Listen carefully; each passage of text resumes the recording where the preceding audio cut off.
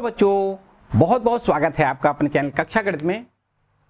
बच्चों, आप लोग क्लास 9th से अब 10th में प्रमोट हो गए हैं, 10th में आ गए हैं। तो यहाँ पर क्लास 9th से मेरे ख्याल से अब कुछ 10th के लिए आपके मन में कुछ गुदगुदी हो रही होगी। निश्चित रूप से कुछ अंदर से ऐसी फीलिंग हो रही होगी कि भैया बोर्ड एग्जाम देना है, तो अब कैसे कैसे हमें करना है। यहाँ पर चूंकि जो मार्क्स हमें लाने हैं उनकी आगे आपके फ्यूचर में बहुत इंपॉर्टेंसी होती है। अच्छे मार्क्स आपको लाना है, इसके लिए आपको बच्चों संघर्ष तो करना ही करना है। ठीक है, बिल्कुल आप चिंता मत करें, बिल्कुल हम आपके साथ बिल्कुल आज से समझो जुट गए हैं, अच्छे से मन से जुट गए हैं। आपको भी एकदम मेहनत करनी है, पूरी भरकर प्रयास करना है एकदम अच्छे नंबर लाने के लिए, और ऐसे मन में दृढ़ संकल्प करना है कि भैया हम 100 में 100 लाएंगे, एकदम मजे से पूरा अच्छे तरीके से कंप्लीट करेंगे। ठीक है बच्चों, तो बच्चों इसी उम्मीद के साथ कि भैया आप बिल्कुल 100 में 100 नंबर लाएंगे, स्टार्ट करते हैं आज का ये पहला लेक्चर। बच्चों यहाँ पर हमें सबसे पहले चैप्टर नंबर 1 वास्तविक संख्याएं अर्थात रियल नंबर को समझना है। रियल नंबर क्या होते हैं बच्चों, इस चैप्टर की कुछ बातें क्लास 9th से जुड़ी हुई हैं। क्लास 9th का जो पहला चैप्टर है संख्या पद्धति, उस पर आधारित कुछ बातें हैं, थोड़ा सा रिकॉल कर लेते हैं, फिर इसके बाद आगे बढ़ेंगे। बच्चों यहाँ पर वास्तविक संख्याओं से पहले क्या मतलब है, क्या लेन देन है, पहले आपको यहाँ समझना है। वास्तविक संख्याएं आपको बताएं, उससे पहले कुछ और संख्याएं, जैसा हमने बताया कि 9th में आपने कुछ संख्याएं पढ़ी हैं जिनको हम पहले नंबर पे कहेंगे प्राकृत संख्या। क्या कहेंगे? प्राकृतिक संख्या। और प्राकृतिक संख्या को इंग्लिश में क्या कहते हैं बच्चों? नेचुरल नंबर कहते हैं, इसलिए इसको हम एन से डिनोट करते हैं। काय से डिनोट करेंगे? एन से। याद करो कि प्राकृतिक संख्या क्या बताई गई थी कक्षा 9th में? बताई गई थी प्राकृतिक संख्याएं 1 2 3 4 अर्थात गिनती में जो अंक आते हैं उन सभी अंकों को हम क्या कहते हैं बच्चों? प्राकृतिक संख्याएं कहते हैं। 1 2 3 4 5 6 7 चले जाओ, कोई अंत नहीं होता है प्राकृतिक संख्याओं का। यहां से स्टार्ट जरूर करते हैं 1 2 3 4 इस प्रकार से, यहां ऐसे। ये सभी संख्याएं बच्चों क्या है? प्राकृतिक संख्या है। अगर आपसे कोई प्रश्न करता है कि सबसे छोटी प्राकृतिक संख्या बताइए, तो आपको बताना है सबसे छोटी जो प्राकृतिक संख्या होती है बच्चों 1 होती है। सबसे बड़ी प्राकृतिक संख्या हमें पता नहीं है। इतनी बात तो यहाँ पर हमें प्राकृतिक संख्या के बारे में पता होनी चाहिए बच्चों। इसके बाद में दूसरे टाइप की जो संख्याएं हैं उनको कहते हैं पूर्ण संख्याएं। क्या कहते हैं बच्चों? पूर्ण संख्याएं। पूर्ण संख्याओं को इंग्लिश में क्या कहते हैं बच्चों? होल नंबर कहते हैं। क्या कहते हैं? Whole number. ठीक है, पूर्ण संख्या का मतलब पूर्णतया जितनी संख्याएं हैं बच्चों। यहाँ पर जो प्राकृतिक संख्याएं हैं वो तो है ही हैं, केवल उसमें जीरो और इंक्लूड कर दिया जाए। जीरो सहित सभी जो प्राकृतिक संख्याएं होती हैं उनको हम पूर्ण संख्याएं कहते हैं। तो बच्चों पूर्ण संख्याओं में जीरो भी होता है, और ये सभी natural number 1 2 3 4 and dot dot, ये सभी आपके नेचुरल नंबर भी इसमें होते हैं। पूर्ण संख्याओं का मतलब जीरो सहित सभी प्राकृतिक संख्या। ठीक है बच्चों, इतनी बात भी बिल्कुल ठीक है।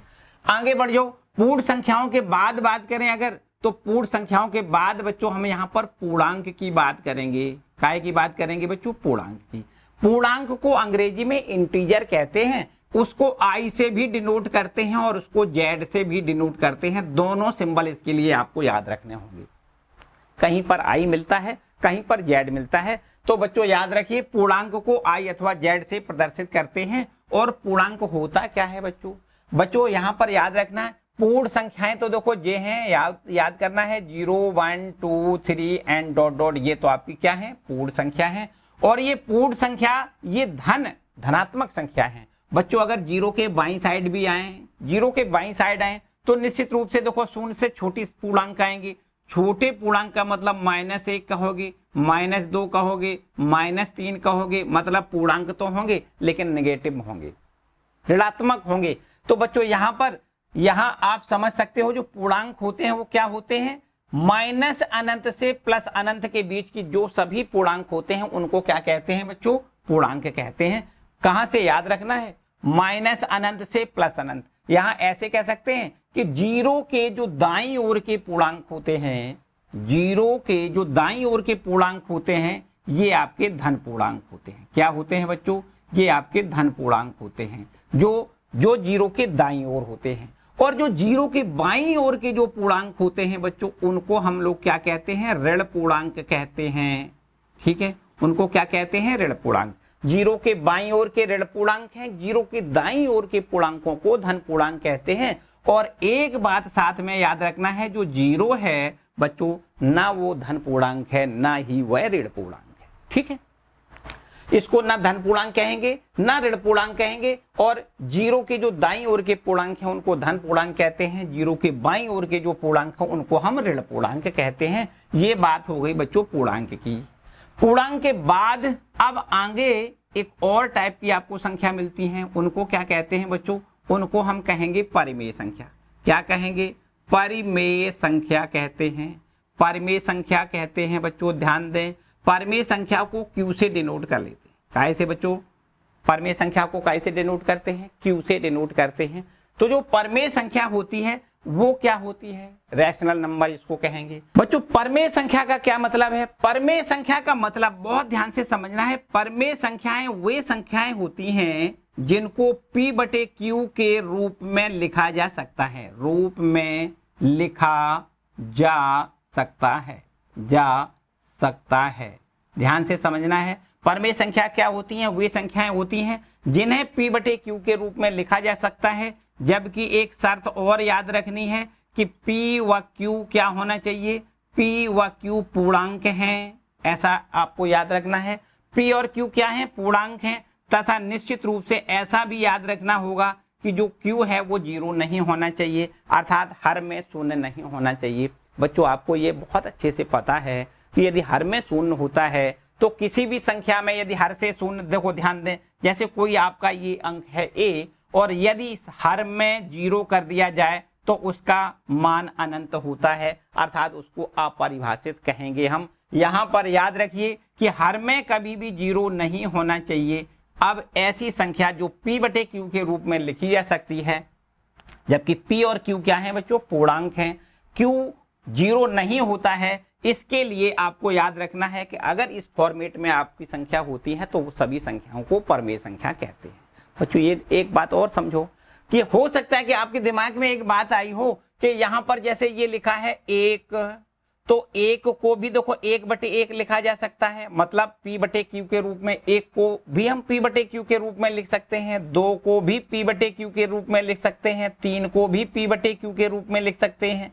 तो बच्चों किसी के भी बटे में एक कर दिया जाए तो निश्चित रूप से ये संख्या देखो P बटे Q के रूप में हो गई। तो अब हमारी बात एकदम एक बात और बदल के आई कि जो प्राकृतिक संख्याएं हैं वो भी वास्तव में परिमेय संख्या ही होती हैं। इसी प्रकार बिल्कुल ये आपके जो पूर्ण संख्याएं हैं वो भी परिमेय संख्याएं बच्चों होती हैं, क्योंकि यहाँ देखो 0 1 2 3 जो लिखा है उसके भी बटे में हम एक लिख के इनको भी हम परिमेय बना सकते हैं, बिल्कुल एकदम बात है। तो जो पूर्ण संख्याएं बच्चों होती हैं वो भी परिमेय संख्या होती हैं। यहाँ जो देखो ध्यान दें, ये आपके जो पूर्णांक लिखे हैं, पूर्णांक भी बच्चों याद करिए, पूर्णांक भी सभी परिमेय होते हैं, परिमेय संख्याएं होती हैं, क्योंकि इनके भी बटे में हम एक लिख सकते हैं। ठीक है, तो आपको ऐसा देखो यहाँ पर एक रिजल्ट मिल रहा है कि प्राकृतिक संख्याएं, पूर्ण संख्याएं और पूर्णांक, ये सभी को हम परिमेय संख्या कह सकते हैं। इसमें कोई हीला वाली बात नहीं, कोई समस्या वाली बात नहीं। ठीक है, अब बच्चों बात करें अपरिमेय संख्या किसको कहते हैं, अपरिमेय। अपरिमेय संख्या बच्चों किसको कहते हैं, अपरिमेय संख्या भाई एकदम सीधी बात है, परिमेय का मतलब है P बटे Q के फॉर्म में होना चाहिए, और यदि P बटे Q के फॉर्म में ना हो तो उसको अपरिमेय कहेंगे, सीधी बात है। तो आपका यहाँ पर देखो आंसर ये होगा कि अपरिमेय संख्याएं कौन सी होती हैं, वे संख्याएं जिन्हें P बटे Q के रूप में ना लिखा जा सके, ना लिखा जा सके, ऐसी संख्याओं को बच्चों क्या कहते हैं, अपरिमेय संख्या जिन्हें P बटे Q के रूप में ना लिखा जा सके, जबकि शर्त वही है कि P और Q पूर्णांक हैं। P व Q क्या है बच्चों, पूर्णांक हैं, P व Q पूर्णांक हैं तथा Q का मान जीरो ना हो।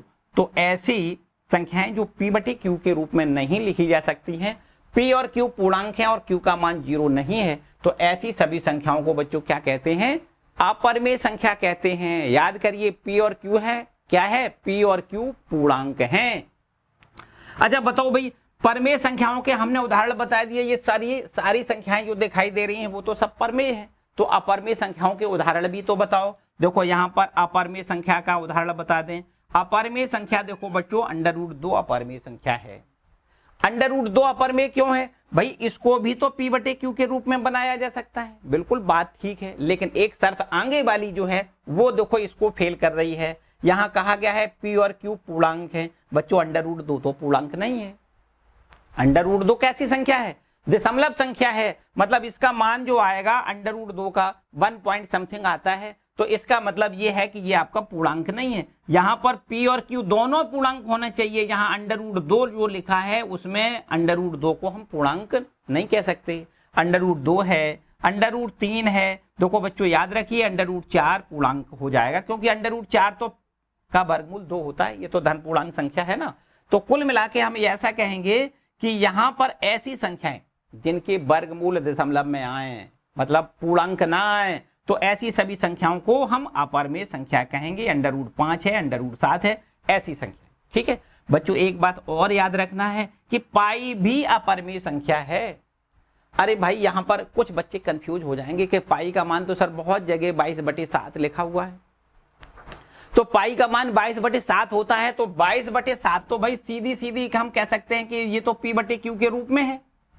तो अगर ये P बटे Q के रूप में है तो पाई फिर अपरमेय क्यों हो गई? फिर तो ये परमेय हो गई। लेकिन ऐसा नहीं है बच्चों, याद रखना है कि पाई का मान कभी भी 22/7 होता ही नहीं है।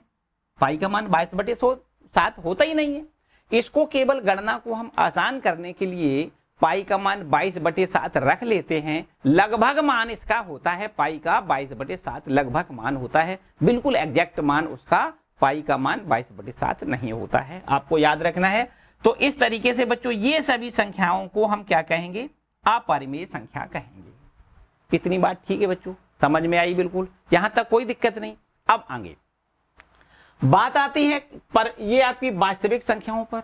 तो वास्तविक संख्याएं क्या है? एक ही बात बची कि केवल, बाकी तो हमने सब बता दिया कि प्राकृतिक संख्याएं क्या है, पूर्ण संख्या क्या है, पूर्णांक क्या है, परमेय क्या है, अपरमेय क्या है, लेकिन अभी हमने ये नहीं बताया कि वास्तविक संख्याएं क्या है। बच्चों सभी संख्याओं को जो परमेय हैं और अपरमेय हैं, उन सभी संख्याओं को हम वास्तविक संख्या कहते हैं, रियल नंबर कहते हैं। जो परमेय भी हो सकती हैं, जो वास्तविक संख्याएं हैं वो परमेय भी हो सकती हैं, वो अपरमेय भी हो सकती हैं। तो हम यहाँ पर अगर गणितीय भाषा के रूप में लिखना चाहें तो कुछ इस प्रकार लिख सकते हैं, ध्यान से समझो। अगर इसको हम कहें कि भैया वास्तविक संख्याएं क्या हैं, वास्तविक संख्याएं, तो हम ये कहेंगे कि वास्तविक संख्याओं का मतलब है बच्चों परिमेय संख्या।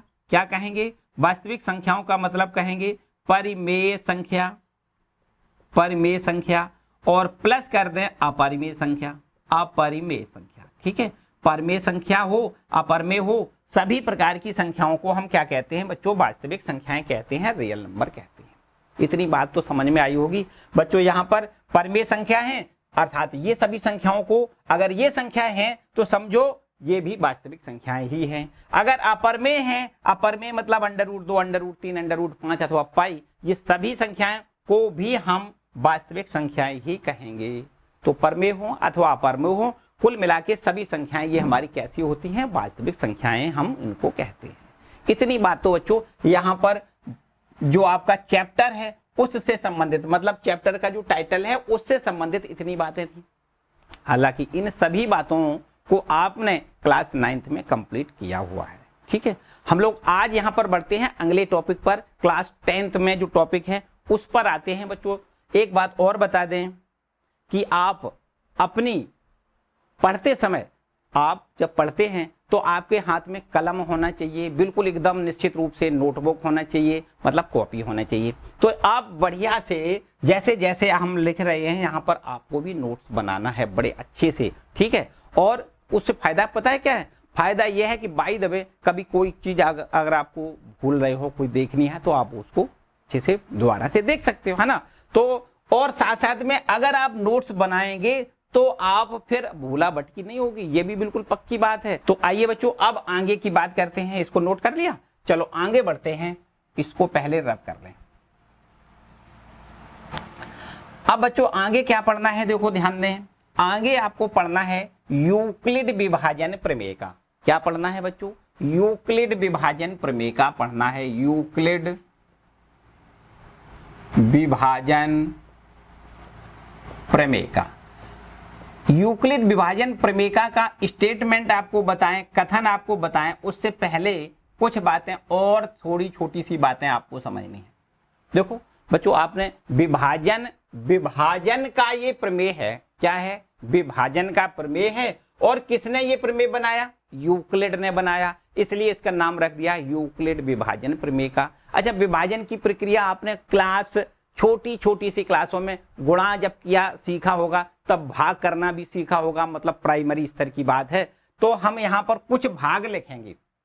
देखो, जैसे हम ये माने कि आपके पास एक कोई संख्या है 25, और इसमें अगर हम ये कहें आपसे कि भाई हम 8 से भाग दें, तो दे सकते हो, कोई समस्या नहीं। चलो एक और यहां पर देखो प्रश्न उठाते हैं। अगर आपके पास कोई संख्या है मान लो 25, और इसमें हम 5 से भाग देते हैं। एक और प्रश्न देखो यहां पर लेते हैं। अगर आपके पास यहां पर कोई संख्या है 25 और हम 26 से भाग देते हैं। 3 हमने आपके प्रश्न लिए, देखो तीनों को हम पहले हल करें, भाग करके दिखाएं आपको। 8 का अगर हम यहां पर भाग देंगे तो 8 या 24, ध्यान से समझो 24, और यहां पर शेष में क्या बचेगा? 1 बचेगा। 25 में से 24 घटाओगे, शेष में 1 बचेगा। इसको देखो बच्चों, यहां पर अगर ये संख्या 25 है और इसमें 5 से डिवाइड किया जाए तो 5 पंचे 25 बच्चों, पूरी डिवाइड हो रही है। देखो शेषफल क्या बचेगा? 0 बचेगा। बच्चों यहां समझते हैं, 26 लिखा है और ये 25 लिखा है, ये तो भाई बिल्कुल उल्टा पुल्टा काम हो गया कि बच्चों यहां पर जो संख्या में भाग देते हैं वो तो बड़ी होनी चाहिए, और ये संख्या है कैसी? छोटी है। बच्चों यहां पर देखो, कम से कम भाग देने के लिए संख्या बराबर अगर होती है तो एक बार भाग जाता है, लेकिन अगर छोटी है तो इसका मतलब एक भी बार भाग नहीं जाएगा। तो फिर कितनी बार जाएगा? भाई भाग तो पूर्णांक बार जाता है, और पूर्णांक आपको पता है 1 से पहले का पूर्णांक क्या है?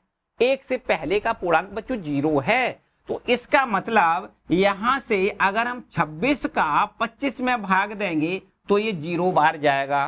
कितने बार जाएगा बच्चों? 0 बार जाएगा। यहां पर आप देख सकते हो, अगर यहां 0 बार जाएगा तो यहां देखो ध्यान दें, इसका इसमें गुणा करते हैं, ये तो 0 हो जाएगा। और जब घटाएंगे तो बच्चों यहां क्या बचेगा? 25 बचेगा। ठीक है बात, क्या बचेगा? 25, अर्थात शेष में क्या बचेगा? 25 बचेगा।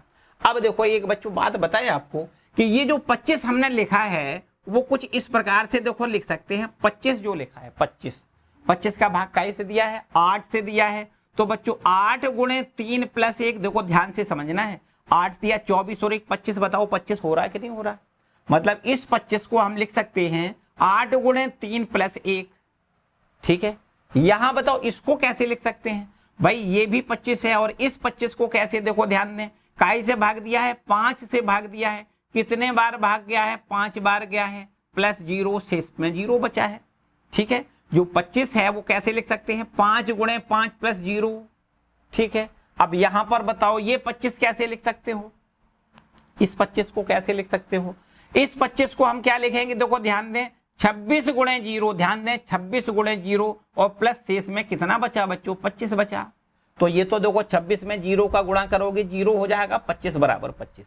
ठीक है, यहां पर देखो 25 में 5 में 5 का गुणा 25 हो जाएगा, 25 में 0 जोड़ दो तो 25, अर्थात 25 बराबर 25, ये भी ठीक है। यहां देखो 8 या 24, इसमें 1 जोड़ दो 25 हो जाएगा, और 25 ये 25 के बराबर हो गया। इसका मतलब ये देखो, इसको हम इस फॉर्मेट में लिख सकते हैं, इसको इस फॉर्मेट में, और इसको इस फॉर्मेट में लिख सकते हैं। फॉर्मेट तीनों का एक ही है, ध्यान से समझना है। ये बच्चों क्या होता है ये बताओ भाई, इनके नाम बताओ।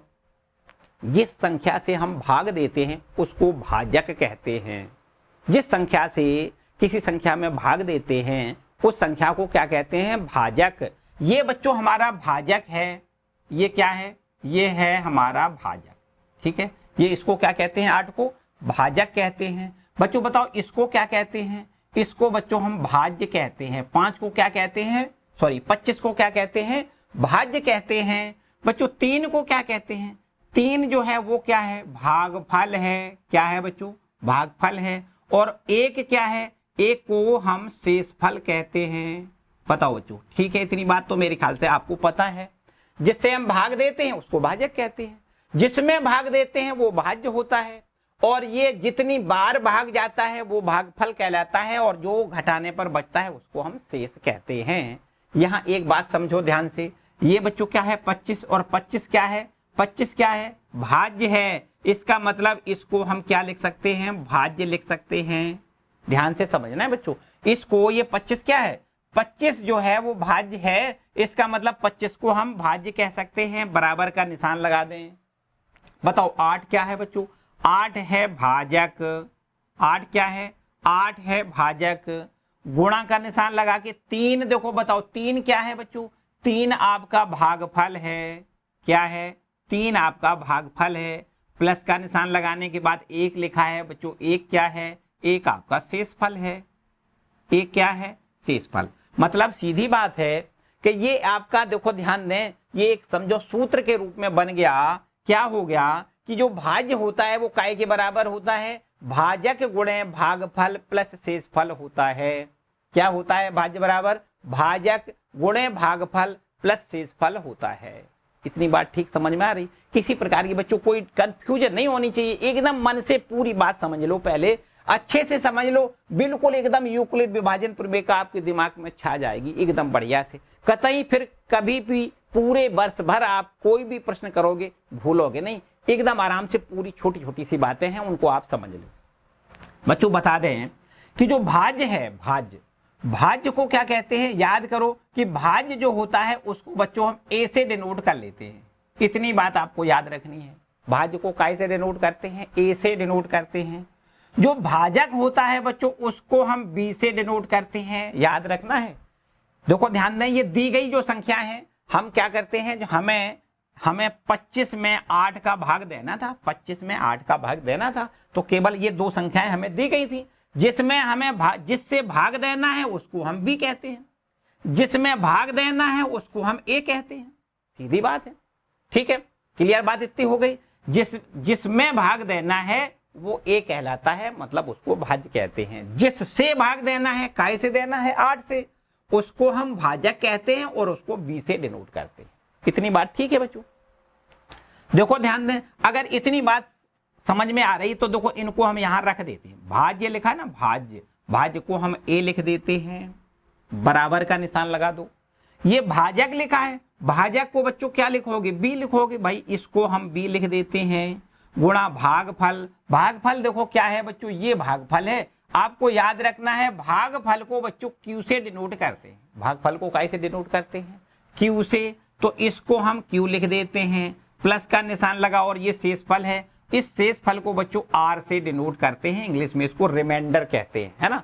तो इसलिए इसको काय से प्रदर्शित करते हैं, आर से। तो शेषफल को बच्चों हम आर लिख लेते हैं। यहां पर देखो एक ये फॉर्मेट बन गया कि ए बराबर जो होता है वो काय के बराबर होता है, बी क्यू प्लस आर के बराबर होता है। ए बराबर बी क्यू प्लस आर बच्चों, यही वास्तव में यूक्लिड विभाजन प्रमेय का है। ये जो आपका स्टेटमेंट लिखा है, हम ये कह सकते हैं कि ये आपका जो एक फॉर्मेट लिखा है, स्टेटमेंट तो अभी हम लिखेंगे, ये आपका जो फॉर्मेट लिखा है, इस फॉर्मेट में ये आपका क्या होता है, यूक्लिड विभाजन प्रमेय का होता है। ठीक है, बहुत ध्यान से समझो। तो अच्छा एक बात बताओ बच्चों कि यहां पर ये हमने सब कुछ एक ये लिखा, एक ये लिखा, एक ये लिखा, भाई 3 क्यों लिखे, एक ही से सारी बात समझ में आई होगी आपके बच्चों। एक बात समझो कि यहां पर हमने ये 3 इसलिए लिखे हैं कि याद रखना है कि ये कभी जरूरी नहीं होता है कि शेष में कुछ बचे, शेष शून्य भी हो सकता है, शेष शून्य भी हो सकता है। हाँ, एक बात आपको याद रखनी है कि शेष शून्य भी हो सकता है, शेष में ये देखो ध्यान दें, शेष में 1 अर्थात शेष में पूर्णांक बचेगा, इतना याद रखिए। शेष में पूर्णांक हमेशा बचता है, शून्य भी आपका पूर्णांक होता है, ये 1 है ये भी आपका पूर्णांक है। देखो ध्यान दें, ये 25 है ये भी आपका पूर्णांक है। ठीक है, एक और बात, भागफल होता है वो भी पूर्णांक हमेशा होता है, भागफल होता है वो भी पूर्ण संख्या होती है। तो बच्चों ये देखो जो भागफल लिखा है ये भी पूर्ण संख्या है, दशमलव में कभी नहीं होता है, ये भी पूर्ण संख्या है। यहाँ बच्चों ये भी पूर्ण संख्या है, और यहाँ ये देख सकते हो ये भी आपकी कैसी संख्या है, पूर्ण संख्या है। ठीक है, एक बात और यहां पर समझनी है, वो क्या है, एक जो r है ना, r, तो r की वैल्यू कितनी होनी चाहिए? याद करो कि r जो मतलब शेषफल जो है वो हमेशा b से छोटा होना चाहिए। b से मतलब ये भाजक जो है, भाजक से ये शेषफल छोटा होना चाहिए, शेषफल छोटा होना चाहिए। हाँ, शून्य तो हो सकता है, इतना छोटा हो कि शून्य हो जाए, ऋणात्मक में नहीं, ऋण में नहीं जा सकता, शून्य हो सकता है या शून्य से आगे होगा, लेकिन आगे जरूर होगा, लेकिन b से तो कम होना चाहिए। b का मतलब भाजक से कम होना चाहिए। यहां आप देख सकते हो ये भाजक 8 है, शेषफल 1 है, भाजक 5 है, शेषफल 0 है, छोटा है ना। यहां पर देखो ध्यान दें, ये 26 है तो ये देखो 25 है ना छोटा। शेषफल हमेशा छोटा होना चाहिए, काय से? भाजक से। इसको भी आपको याद रखना है, ठीक है। तो एक शर्त आपको यहां पर याद रखनी है कि जो r है बच्चों, जो r है वो b से तो छोटा होना चाहिए, लेकिन शून्य भी हो सकता है या शून्य से, देखो ध्यान दें, शून्य भी हो सकता है या शून्य से बड़ा होगा, लेकिन कितना बड़ा होगा? b से तो छोटा होगा। शून्य से बड़ा हो सकता है लेकिन b से छोटा होगा। तो आपको ये भी शर्त याद रखनी है कि जो r का मान होगा वो कितना? शून्य से आगे और b से पीछे, मतलब b मतलब भाजक से कुछ कम, एक पूर्णांक कम, भाजक से एक पूर्णांक कम। जैसे भाजक यहां पर देखो कितना है? 8 है, तो r का मान किसी प्रश्न में 7 भी हो सकता है, किसी में 6 हो सकता है, 5 हो सकता है, 4, 3, 2, 1 या 0 भी हो सकता है, ठीक है। तो जो भी भाजक है उस भाजक से r का मान कम होगा, ठीक है, पूर्णांक में, याद रखना है पूर्णांक में, ठीक है। तो इस तरीके से ये भी शर्त इसी में इंक्लूड है बच्चों, ये भी आपको याद रखना है कि r का मान कितना होना चाहिए? शून्य से लेकर के और b से पहले, b के बीच का होना चाहिए, ठीक है। तो इतनी बातें हमें याद रखनी है बच्चों। यही फॉर्मेट आपका क्या है? यूक्लिड विभाजन प्रमेय का है। बात आई समझ में? यूक्लिड विभाजन प्रमेय का क्या है बच्चों? भाग देने की जो प्रोसेस है उसको एक कथन के रूप में बना दिया गया है, ठीक है। अब एक गणती देखो, जिसका जो गणती स्टेटमेंट है, इसका जो गणती कथन है, हम उसको लिख लेते हैं। देखो इसको हम जो गणती कथन है उसको यहाँ पर लिखेंगे, ठीक है। इसको नोट कर लिया आपने, इसको रब कर लेते हैं। अब देखो इसका गणती कथन लिख देते हैं। तो बच्चों ये है गणती देखो स्टेटमेंट। गणित में जो आपकी बुक में जो स्टेटमेंट लिखा है वो इस प्रकार से है कि दो धनात्मक पूर्णांक a और b दिए रहने पर ऐसी अद्वितीय पूर्ण संख्याएं q और r विद्यमान हैं कि a बराबर b q प्लस r, जबकि r का मान 0 से लेकर के b के बीच होना चाहिए। देखो अभी हमने जो बात बताई बिल्कुल एकदम सिंपल सी वही बात है बच्चों। दो धनात्मक पूर्णांक a और b दिए रहने पर, यहां पर देखो हमने दो यहां पर संख्याएं दी गई थी। कौन कौन से पूर्णांक दिए गए थे? 25 और 8, और 8 से 25 में हमने भाग किया था। तो यहाँ पर दो दिए गए पूर्णांक a और b, इसको a कहते हैं, इसको b कहते हैं। ये है आपका भाज्य और ये है भाजक। भाजक को b कहते हैं, भाज्य को a कहते हैं, जो हमें दिए गए हैं, ठीक है। तो ये दो संख्याएं हमें दी गई होती हैं प्रश्न में, और ऐसी अद्वितीय पूर्ण संख्याएं q और r विद्यमान हैं। q और r विद्यमान है, मतलब q का मतलब जैसे इसमें जब भाग देते हैं बच्चों तो 8 तिया 24 याद करो, और शेष में क्या बचता है? 1 बचता है। तो देखो ये कैसी संख्या है? ये इसको क्या कहते हैं? q कहते हैं, इसको क्या कहते हैं? r कहते हैं। तो q और r ऐसे होते हैं, कैसे होते हैं? पूर्ण संख्याएं होती हैं। याद करो यहाँ पर हमने बताया था कि जो भागफल होगा वो एक पूर्णांक होगा, जो आपका शेषफल होगा वो भी पूर्ण संख्या होगा। पूर्ण संख्या, पूर्णांक तो देखो ध्यान दें, पूर्णांक तो ऋणात्मक पूर्णांक होते हैं, धनात्मक। धन पूर्ण, देखो ध्यान दें इसमें पूरी बात, ऐसी अद्वितीय पूर्ण संख्याएं, बल्कि पूर्ण के आगे धन और एक शब्द जोड़ दें, धन पूर्ण संख्याएं, ठीक है। तो यहाँ पर धन पूर्ण संख्याएं ये होती हैं q और r, अर्थात भागफल और शेषफल होता है वो कैसा होता है? धन पूर्ण संख्याएं होता है। तो इस प्रकार से ये विद्यमान होती हैं कि a बराबर बी क्यू प्लस r हो जाए, मतलब भाज्य बराबर भाजक गुणे भागफल प्लस शेषफल का फॉर्म हमारा बनना चाहिए। जबकि r जो है अर्थात शेषफल है वो कैसे होना चाहिए? शून्य भी हो सकता है या शून्य से बढ़ते बढ़ते जाओ, लेकिन जो भाजक है उससे कम पूर्णांक होना चाहिए। भाजक अगर 8 है तो यहाँ पर r का मान 7 तक हो सकता है, 0 हो सकता है, 1 2 3 4 5 6 7 तक हो सकता है, 8 नहीं होगा। ठीक है, तो यहाँ पर क्या है, b से छोटा होता है। अगर b का मान 8 है तो r का मान 7 तक हो सकता है, मतलब 0 1 2 3 4 5 6 7 तक हो सकता है। ठीक है बात। तो बच्चों इस प्रकार से इसको कहते हैं यूक्लिड विभाजन प्रमेय का। ठीक है, प्रमेय कह सकते हैं या प्रमेय का कहते हैं। देखो बच्चों एक ही बात है। एक बात बता दें कि भाई यहाँ पर यूक्लिड विभाजन प्रमेय का, और एक आपको यहाँ पर और शब्द मिलेगा यूक्लिड विभाजन एल्गोरिज्म। विभाजन एल्गोरिज्म, यूक्लिड विभाजन एल्गोरिज्म और यूक्लिड विभाजन प्रमेय का हालांकि अलग अलग दोनों चीजें हैं, लेकिन नॉर्मल तरीका से एक ही मानी जाती हैं। अगर अलग अलग की बात करें तो क्या है भाई, प्रमेयिका का मतलब होता है कि किसी भी सिद्ध किया गया कथन कोई होता है, कोई सिद्ध किया गया कथन होता है और उसकी मदद से कोई दूसरे कथन को भी सिद्ध किया जा सकता है। कथन को कोई कथन ऐसा जो सिद्ध किया हुआ कथन होता है, मतलब यूनिवर्सल ट्रुथ होता है, उसकी मदद से हम दूसरे कथन को भी हम सिद्ध कर सकते हैं, उसको कहते हैं प्रमेय का। क्योंकि यहाँ पर इस प्रमेय को किसने बताया भाई, यूक्लिड ने बताया, इसलिए इसका नाम रख दिया यूक्लिड विभाजन प्रमेय का। बात ठीक है। अच्छा, एल्गोरिज्म बच्चों क्या है? एल्गोरिज्म क्या है? एल्गोरिज्म का मतलब है एक चरण बाई चरण प्रक्रिया।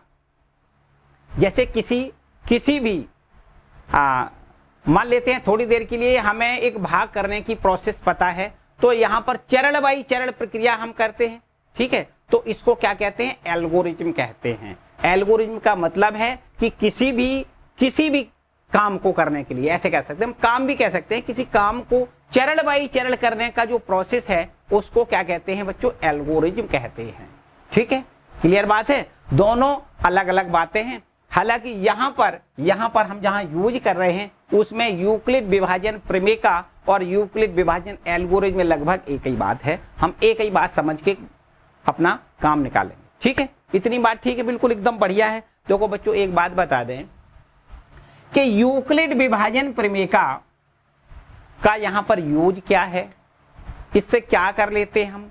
यूक्लिड विभाजन प्रमेय का यहाँ पर सबसे बड़ा जो यूज है वो इस प्रकार से कि दो आपकी धन पूर्णांक दिए जाएंगे और उन धन पूर्णांकों का अगर एचसीएफ ज्ञात करना है, मतलब महत्तम समापवर्तक ज्ञात करना है, तो यूक्लिड विभाजन प्रमेय की मदद से हम दो संख्याओं का एचसीएफ ज्ञात कर सकते हैं। दो संख्याओं का एचसीएफ हम यूक्लिड विभाजन प्रमेय की मदद से ज्ञात कर सकते हैं। ठीक है, आइए यहाँ पर हम एक एग्जाम्पल लेंगे और उसकी मदद से हम कैसे दो संख्याओं का एचसीएफ ज्ञात कर सकते हैं। यहां पर देखो, इसको पहले रब कर लेते हैं। ठीक है, इसको पहले रब कर लेते हैं और यहां पर हम यूक्लिड विभाजन प्रमेय की मदद से दो संख्याओं का एचसीएफ कैसे ज्ञात करते हैं, यहां पर इस प्रोसेस को पहले समझने की कोशिश करेंगे। हालांकि बच्चों यहां पर इसमें कोई उदाहरण तो नहीं दिया गया है, चलो हाँ एक ले लेते हैं। देखो ध्यान दें। अच्छा एक बात बता दो बच्चों कि यहां पर दो संख्याओं का एचसीएफ ज्ञात करना आपने पहले से छोटी कक्षाओं में सीखा है। तो आज यहां पर यूक्लिड विभाजन प्रमेय की मदद से दो संख्याओं का एचसीएफ हम क्यों ज्ञात कर रहे हैं, हमें इसकी क्या जरूरत पड़ गई भाई। हमें तो एक प्रोसेस पता है पहले से। जैसे एक छोटा सा पहले एग्जाम्पल ले लें। यहां पर जैसे थोड़ी देर के लिए हम ये मान लें कि एक हमारे पास कोई संख्या है 25, ठीक है, एक कोई दूसरी संख्या है 15 और इन दोनों का हम एचसीएफ ज्ञात करेंगे। आपको बहुत अच्छे से पता है। देखो एचसीएफ का क्या मतलब है, एचसीएफ का बच्चों क्या मतलब है, हाईएस्ट कॉमन फैक्टर होता है। इसको अगर फुल फॉर्म कहें तो हाईएस्ट कॉमन फैक्टर मतलब उच्चतम उभयनिष्ठ गुणनखंड। उच्चतम उभयनिष्ठ गुणनखंड, इन दोनों के गुणनखंड करें और उसमें उच्चतम उभयनिष्ठ जो गुणनखंड होता है उसको हम क्या कहते हैं, एचसीएफ कहते हैं।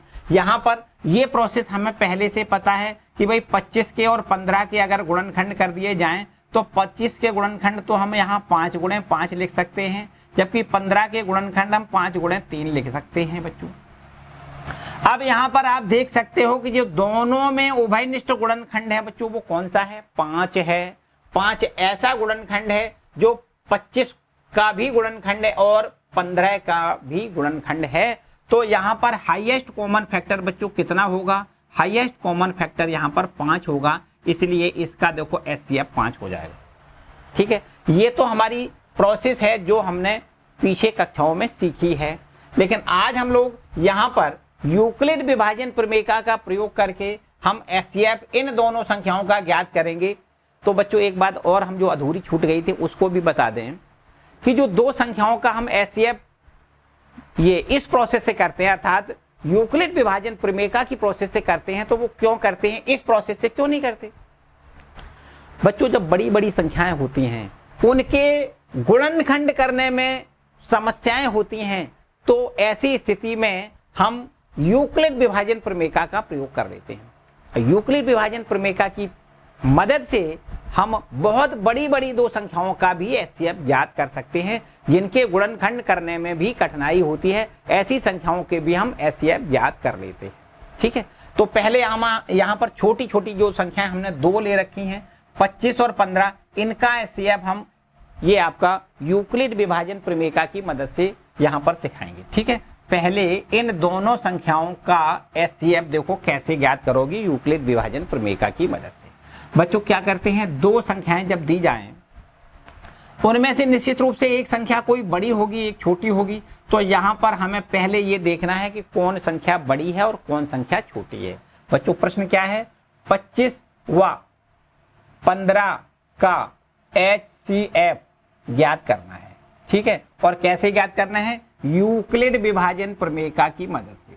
यूक्लिड विभाजन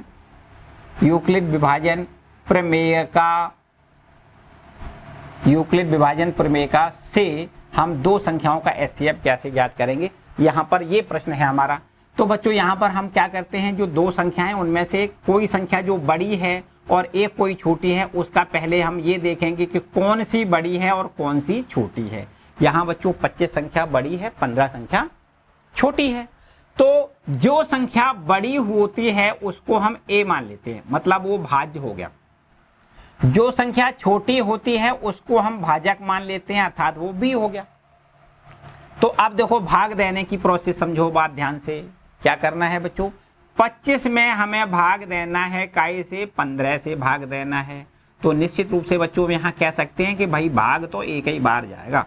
25 में 15 से अगर हम डिवाइड करें तो भाग एक बार जाएगा, और यहाँ पर 15 रख के हम इसको घटा लें तो देखो 10 बचेगा।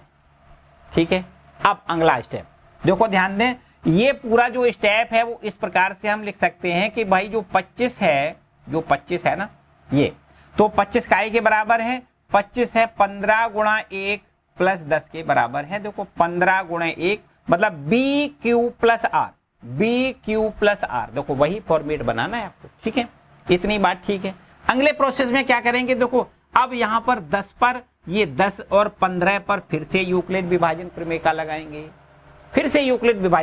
लगाएंगे, तो यहाँ पर देखो ये 15 है आपका, 15 बड़ा है और 10 छोटा है, तो अब हमें क्या करना है, 10 से भाग करना है। देखो अगले स्टेप में 10 से फिर भाग करना है, तो यहाँ पर जब 10 से भाग करोगे तो निश्चित रूप से ये भी एक बार भाग जाएगा कि नहीं।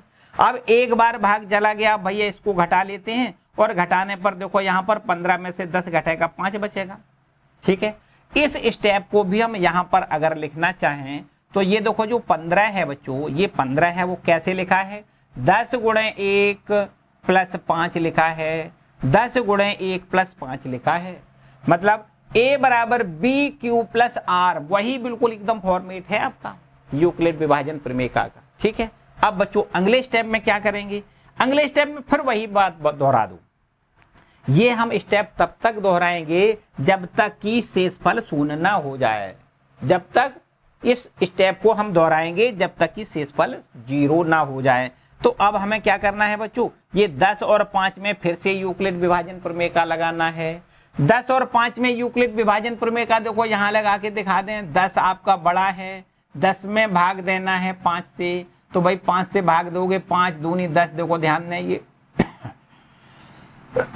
2 बार भाग जाएगा। ठीक है, 5 दूनी 10 2 बार भाग जाएगा बच्चों। यहाँ पर 10 में से 10 घटाओगे देखो शेषफल शून्य बचेगा।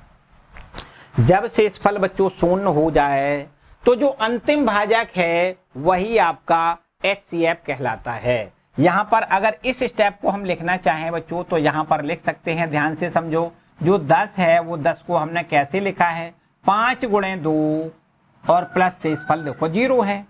ठीक है, तो बच्चों यहाँ पर अंतिम भाजक क्या है, अंतिम भाजक 5 है। अंतिम भाजक क्या है बच्चों, अंतिम भाजक यहाँ पर देखो 5 है, इसलिए इसी को हम HCF कहते हैं। अंतिम भाजक आपका HCF कहलाता है। ये आपकी जो प्रोसेस है बच्चों, इसको कहते हैं यूक्लिड विभाजन प्रमेय की मदद से दो संख्याओं का HCF ज्ञात करना।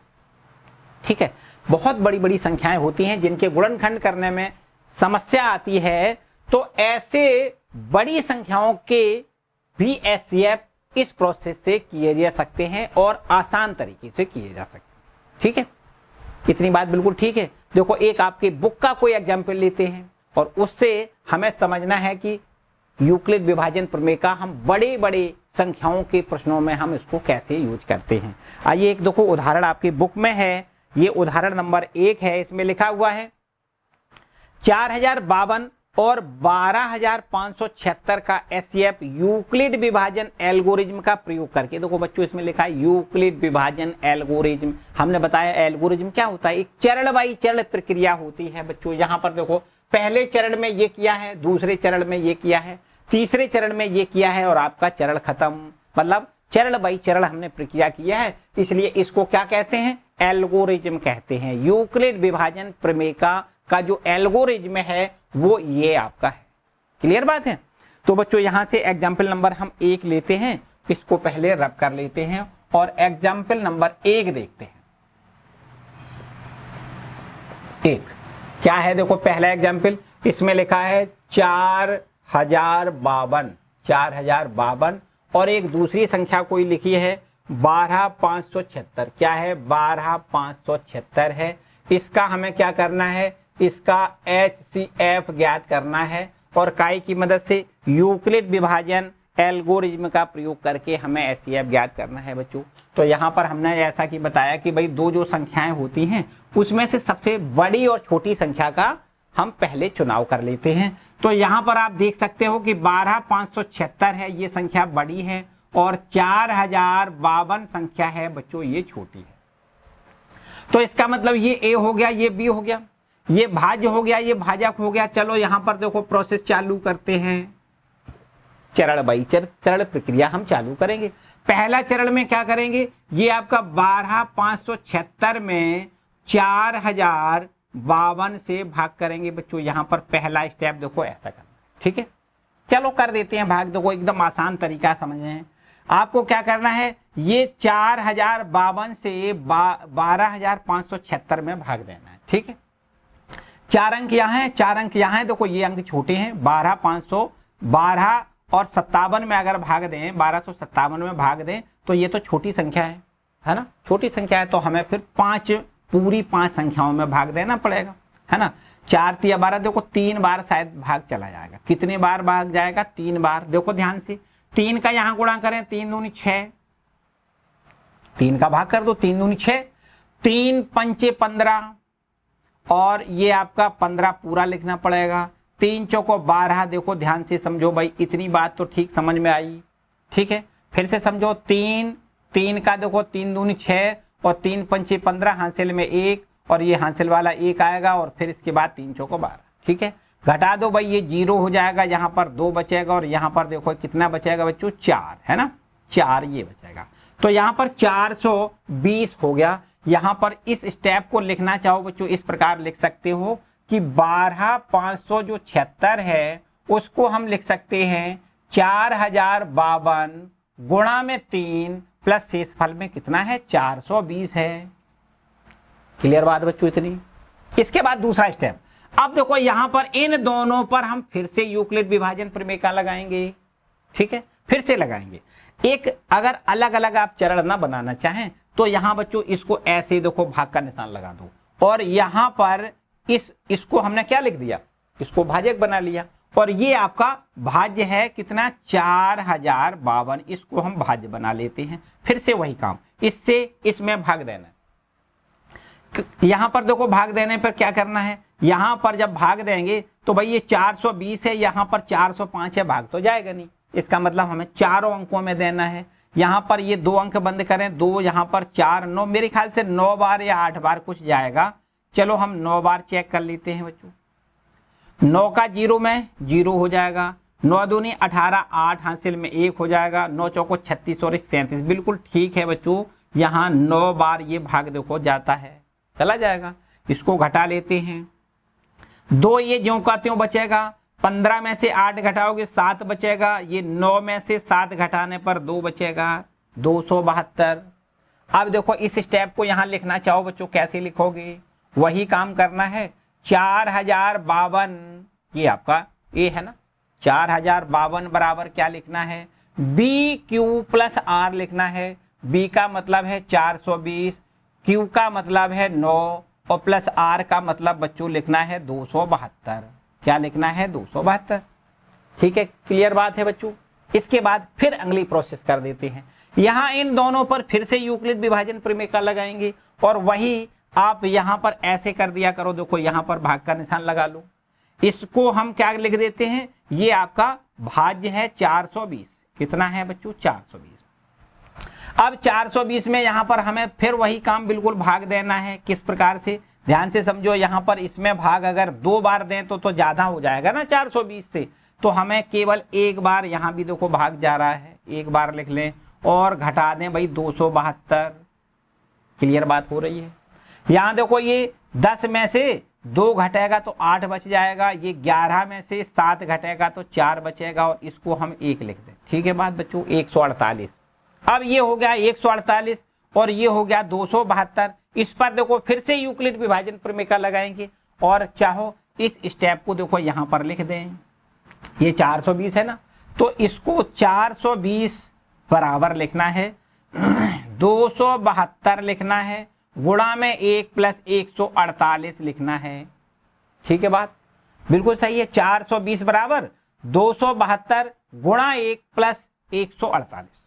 क्लियर बात। अब इन दोनों पर फिर से देखो यूक्लिड विभाजन प्रमेय का लगाओगे, फिर वही बात, इसको हम भाजक मान लेते हैं, इसको भाज्य मान लें, किसको 272 को, फिर से देखो अप्लाई कर दो भाई। तो यहां पर अप्लाई करोगे, अब देखो ध्यान दे कितनी बार भाग जाएगा बच्चों, ये भी एक ही बार भाग जाएगा, देखो है ना, 1 बार भाग जाएगा। और यहां पर देखो 1 बार जब भाग जाएगा तो 148 इसमें से घटाना है, 12 में से 8 घटाओगे, यहां पर देखो 4 मिलेगा, और यहां पर 6 में से हम 4 घटाने पर हमें 2 मिल जाएगा, और यहां पर 1, मतलब 124 से यहां पर। ठीक है, शेष में कितना बचा, 124। बच्चों यहां पर इस स्टेप को यहां लिखना चाहो तो इस प्रकार लिख सकते हो कि जो 272 है, 272 वो किस प्रकार से लिखा है, 148 गुणा 1, 148 गुणा 1 प्लस 124 आपको यहां लिखना है। ठीक है, A बराबर बी क्यू प्लस आर, वही फॉर्मेट बनाना है हर एक में। अब बच्चों यहां पर फिर वही प्रोसेस अपनानी है, तब तक ये प्रोसेस करनी है जब तक कि शेषफल 0 ना आ जाए। ठीक है, वो चरण बाई चरण प्रक्रिया करना है, इसीलिए हमने बताया ये क्या है, एल्गोरिज्म है ना, विभाजन एल्गोरिज्म है। और वो एल्गोरिज्म है क्या बच्चों, याद रखिए कि यहाँ इस प्रमेय का हम तब तक प्रयोग करते हैं जब तक शेषफल 0 ना आ जाए। ठीक है, अब यहां पर 148 और 124 पर देखो फिर से विभाजन प्रमेय का लगा दें। तो बच्चों यहां मेरे ख्याल से अगर आपको दिखाई ना दे रहा हो तो यहां पर आ जाओ ऊपर। ठीक है, 124 और ये 148, 148 में भाग देना है, काय से भाग देना है बच्चों, 124 से। तो 124 से भाग देगो, निश्चित रूप से एक ही बार देखो फिर जाएगा, 1 बार भाग जाएगा तो 124 इसमें से घटा सकते हो, देखो कितना बचेगा, 4 तो यहां बचेगा और यहां पर 2। ठीक है, 24 बार जाएगा। अब फिर वही काम करना है, इस स्टेप को देखो यहां बच्चों लिखना चाहो तो ऐसे लिख दें, 148 ये हम बार बार आपसे कहते हैं कि लिखना चाहो तो लिख दें, ये लिखना बहुत ज्यादा जरूरी नहीं है। अगर आप इन स्टेपों को ना लिखें, आप ऐसे प्रोसेस करते जाएं तो भी आपका प्रश्न सही माना जाएगा। ठीक है बच्चों, तो यहां पर देखो, अगर ये बात लिखें कि 148 है, वो 148 बराबर कैसे हमने किया है, 124 गुणा 1 प्लस 24 किया है। याद करो, 124 गुणा 1 प्लस 24। ठीक है, अब अगला देखो, वही काम फिर से दोहरा दें, फिर से वही दोहरा दें। यहां पर देख सकते हो 24 है, तो हमें अब 24 से भाग देना है और काय में देना है, 124 में देना है। ठीक है, यहां पर देखो ध्यान दें, अब कितने बार भाग जाएगा, 6 बार चला जाएगा। देखो 6 चौको 24 और 6 दूनी 12 और 2 14 हो जाएगा, है ना बच्चों, बिल्कुल नहीं जाएगा। तो यहां पर कितने बार जाएगा भाई, 5 बार जाएगा, 5 बार जाएगा। देखो 5 बार भाग दें, 5 चौको 20, यहाँ पर हासिल में 2, 5 दूनी 10, 2 12, यहाँ पर देखो 120 है ना, 24 का 5 में गुणा 120, और यहाँ पर घटाओगे तो देखो केवल 4 बचेगा। कितना बचेगा बच्चों, 4 बचेगा। इस स्टेप को यहाँ लिखना चाहो, देखो ऐसे लिख दें, 124 बराबर 24 गुणे 5, 24 गुणे 5 प्लस 4, यहाँ पर लिख सकते हो 24 गुणे 5 प्लस 4। ठीक है, अब बिल्कुल एकदम हम लोग अंतिम लास्ट स्टेप पर आ रहे हैं। यहां पर फिर वही देखो यूक्लिड विभाजन प्रमेय का लगाना है 24 और 4 पर, तो 4 से हमें भाग देना है और काय में देना है, 24 में देना है। 4 से भाग करो भाई, 4 छंग 24 बच्चों, यहां पर देख सकते हो शेषफल देखो एकदम 0 आ गया। बस शेषफल जैसे 0 आ जाए वही प्रोसेस आप रोक दो, और जो अंतिम भाजक होगा वही एचसीएफ हो जाएगा। बच्चों आप देख सकते हो कि जो अंतिम भाजक है वो कितना है, 4 है। इसलिए इन दोनों संख्याओं का जो एचसीएफ होगा बच्चों वो कितना होगा, एचसीएफ बराबर केवल आपको आंसर में लिखना है 4 होगा। ठीक है, हालांकि इस प्रश्न का हल आपकी बुक में दिया गया है, ये आपका उदाहरण नंबर 1 है। ठीक है बच्चों, तो उम्मीद है कि ये सारी प्रोसेस आपको समझ में आई होगी। ठीक है, नोट कर ले इसको। और बच्चों इसके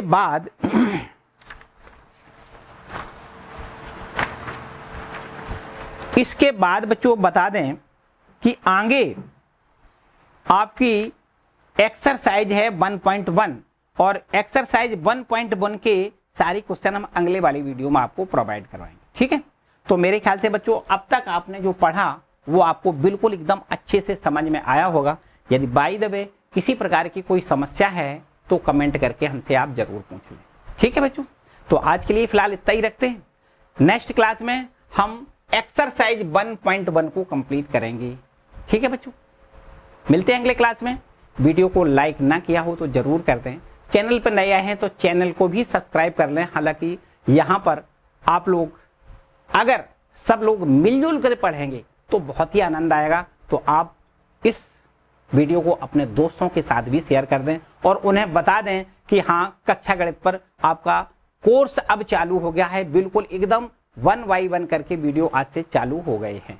ठीक है बच्चों, मिलते हैं अगले क्लास में। तब तक पढ़ते रहिए, मस्त रहिए और अच्छे मन से पढ़िए, और इस टारगेट से पढ़िए कि हम 100 में 100 नंबर लाएंगे। ठीक है, बाय बाय।